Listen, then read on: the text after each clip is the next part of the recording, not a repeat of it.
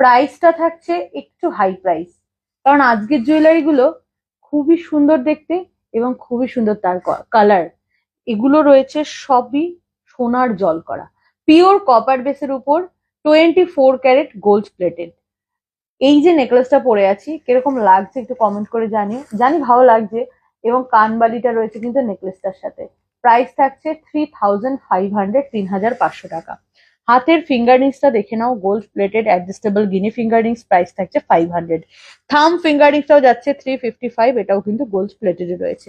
হাতে পড়েছে এক জোড়া চূড় খিলান দেওয়া, পেয়ার প্রাইস 2700, এটাও কিন্তু গোল্ড প্লেটেড রয়েছে।